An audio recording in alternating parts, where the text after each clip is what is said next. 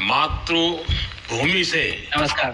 भारत भूमि से सबसे दूर है, लेकिन भारतवासियों के दिलों के सबसे करीब है। आपके नाम में भी शुभ है और आपकी यात्रा नए युग का शुभ आरंभ भी है। इस समय बात हम दोनों कर रहे हैं, लेकिन मेरे साथ 140 करोड़ भारतवासियों की भावनाएं भी हैं।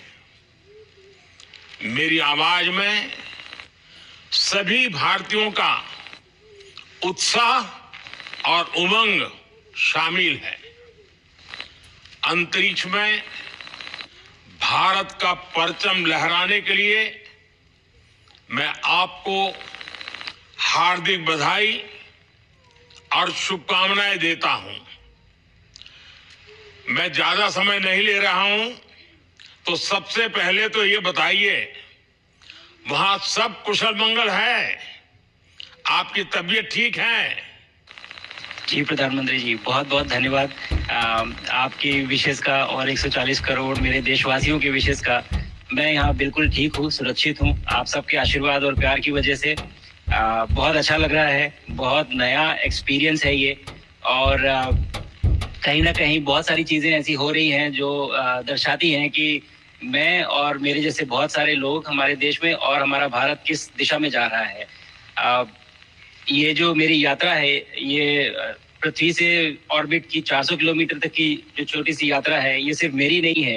मुझे लगता है कहीं ना कहीं हमारे देश की भी यात्रा है। बिकॉज जब मैं छोटा था, मैं कभी सोच नहीं पाया कि मैं एस्ट्रोनॉट बन सकता हूँ, लेकिन मुझे लगता है आपके नेतृत्व में आज का भारत ये मौका देता है और उन सपनों को साकार करने का भी मौका देता है।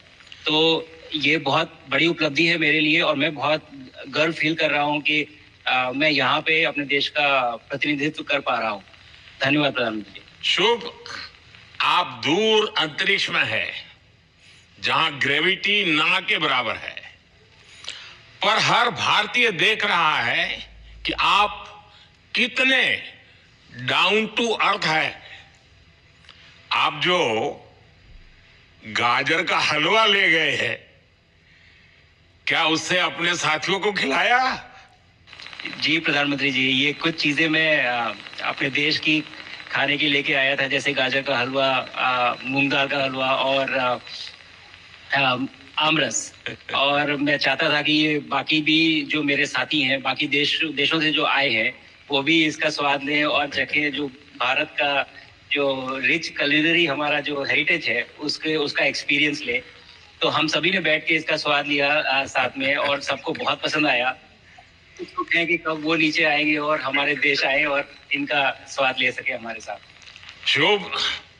परिक्रमा करना भारत की सदियों पुरानी परंपरा है। आपको तो पृथ्वी माता की परिक्रमा का सौभाग्य मिला है। अभी आप पृथ्वी के किस भाग के ऊपर से गुजर रहे होंगे? जी प्रधानमंत्री जी, इस समय तो मेरे पास ये इंफॉर्मेशन उपलब्ध नहीं है, लेकिन थोड़ी देर पहले मैं खिड़की से, विंडो से बाहर देख रहा था, तो हम लोग हवाई के ऊपर से गुजर रहे थे। और हम दिन में 16 बार परिक्रमा करते हैं, 16 सूर्योदय और 16 संन्यास, सनराइज और सनसेट हम देखते हैं ऑर्बिट से। और बहुत ही अचंभित कर देने वाला ये पूरा प्रोसेस है। इस परिक्रमा में, इस तेज गति में, हम इस समय करीब 28,000 किलोमीटर प्रति घंटे की रफ्तार से चल रहे हैं आपसे बात करते वक्त, और ये गति पता नहीं चलती क्योंकि हम तो अंदर हैं, लेकिन कहीं ना कहीं ये गति जरूर दिखाती है कि हमारा देश कितनी गति से आगे बढ़ रहा है इस समय, कि हम यहाँ पहुंचे हैं और अब यहाँ से और आगे जाना है। अच्छा शुभ, अंतरिक्ष की विशालता देखकर सबसे पहला विचार क्या आया आपको? प्रधानमंत्री जी, सच में बोलो तो जब पहली बार हम लोग ऑर्बिट में पहुंचे, अंतरिक्ष में पहुंचे, तो पहला जो व्यू था वो पृथ्वी का था।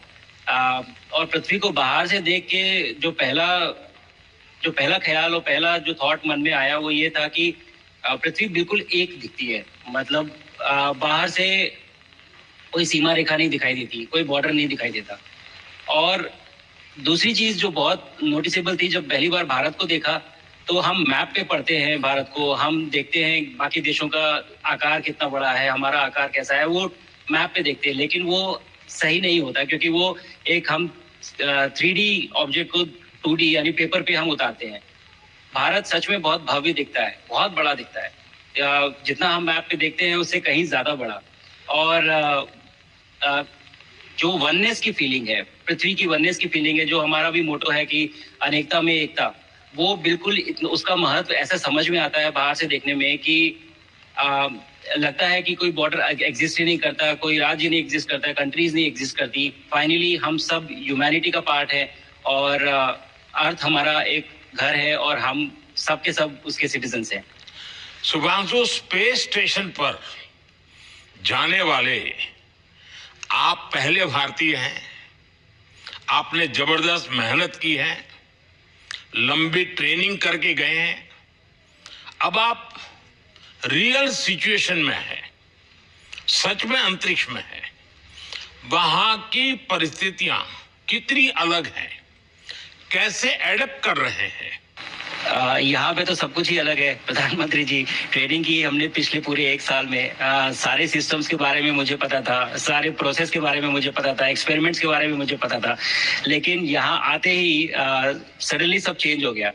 बिकॉज हमारे शरीर को ग्रेविटी में रहने की इतनी आदत हो जाती है कि हर एक चीज उससे डिसाइड होती है। पर यहाँ आने के बाद चूंकि ग्रेविटी माइक्रो ग्रेविटी है, एब्सेंट है, तो छोटी छोटी चीजें भी बहुत मुश्किल हो जाती हैं। अभी आपसे बात करते वक्त मैंने अपने पैरों को बांध रखा है, नहीं तो मैं ऊपर चला जाऊंगा। और माइक टूटी जैसी छोटी चीजें हैं, इसको छोड़ भी दूं तो भी ये ऐसे फ्लोट करता रहता है। पानी पीना, पैदल चलना, सोना बहुत बड़ा चैलेंज है। आप छत पे सो सकते हैं, आप दीवारों पे सो सकते हैं, आप जमीन पे सो सकते हैं। तो पता सब कुछ होता है प्रधानमंत्री जी, ट्रेनिंग अच्छी है, लेकिन वातावरण चेंज होता है तो थोड़ा सा यूज टू होने में 1-2 दिन लगते हैं, बट फिर ठीक हो जाता है। भारत की ताकत साइंस और स्पिरिचुअलिटी दोनों है। आप अंतरिक्ष यात्रा पर हैं, लेकिन भारत की यात्रा भी चल रही होगी। भीतर में भारत दौड़ता होगा। क्या उस माहौल में मेडिटेशन और माइंडफुलनेस का लाभ भी मिलता है क्या? जी प्रधानमंत्री जी, मैं बिल्कुल सहमत हूँ। मैं कहीं ना कहीं ये मानता हूँ कि भारत ऑलरेडी दौड़ रहा है और ये मिशन तो केवल एक पहली सीढ़ी है उस एक बड़ी दौड़ का, और हम जरूर आगे पहुंच रहे हैं और अंतरिक्ष में हमारे खुद के स्टेशन भी होंगे और बहुत सारे लोग पहुंचेंगे। और माइंडफुलनेस का भी बहुत फर्क पड़ता है।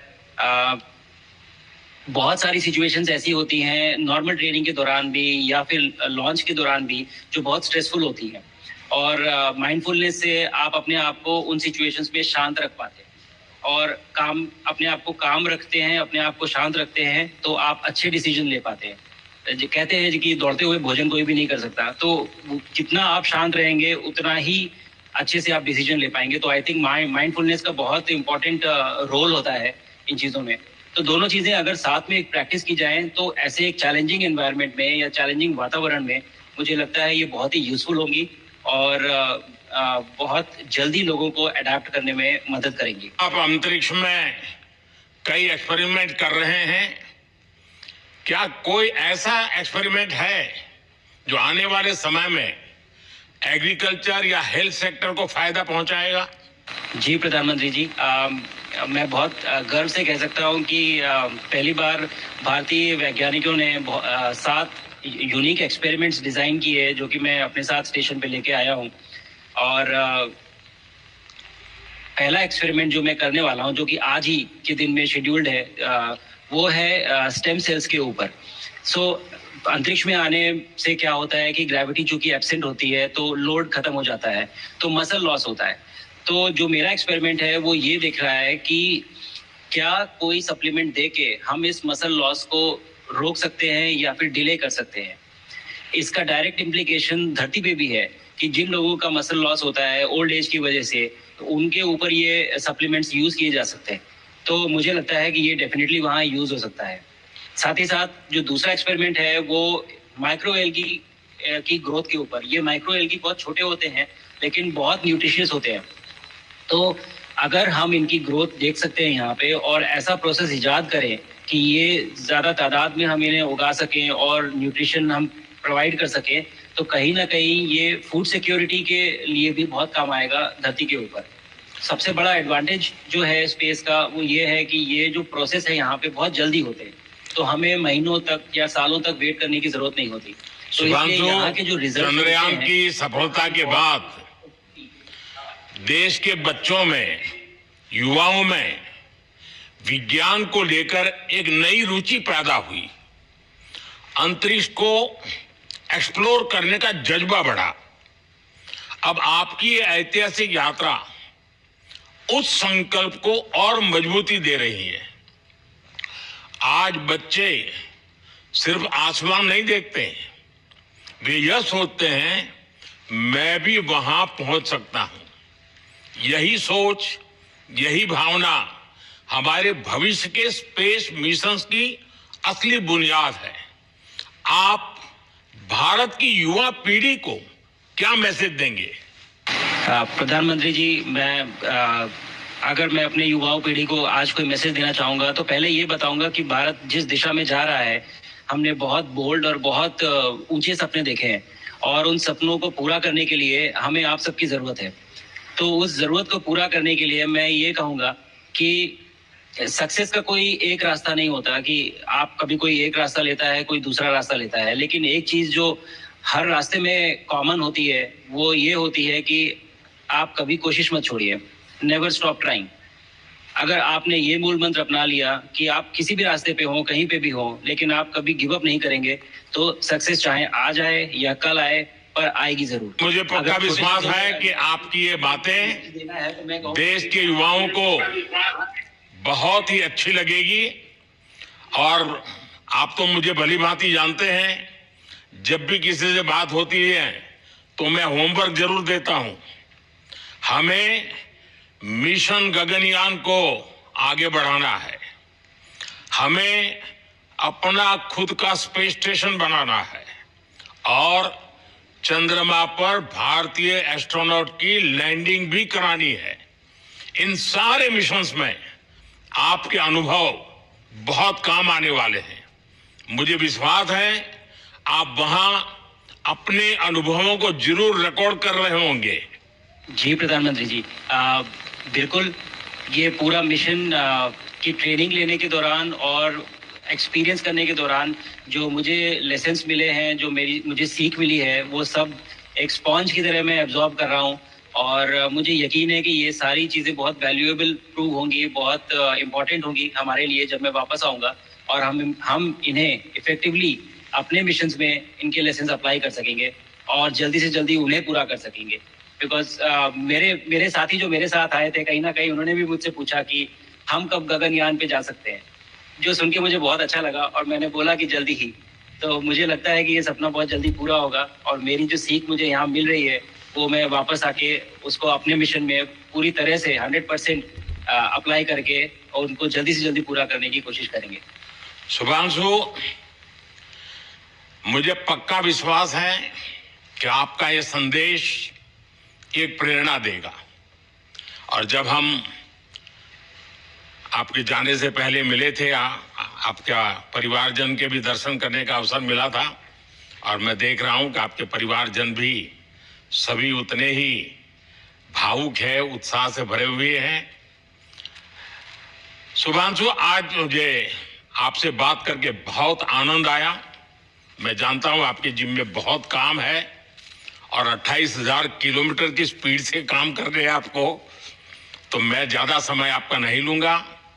आज मैं विश्वास से कह सकता हूं कि ये भारत के गगनयान मिशन की सफलता का पहला अध्याय है। आपकी यह ऐतिहासिक यात्रा सिर्फ अंतरिक्ष तक सीमित नहीं है, यह हमारी विकसित भारत की यात्रा को तेज गति और नई मजबूती देगी। भारत दुनिया के लिए स्पेस की नई संभावनाओं के द्वार खोलने जा रहा है। अब भारत सिर्फ उड़ान नहीं भरेगा, भविष्य में नई उड़ानों के लिए मंच तैयार करेगा। मैं चाहता हूं, कुछ और भी सुनने की इच्छा है आपके मन में, क्योंकि मैं सवाल नहीं पूछना चाहता, आपके मन में जो भाव है अगर वो आप प्रकट करेंगे, देशवासी सुनेंगे, देश की युवा पीढ़ी सुनेगी।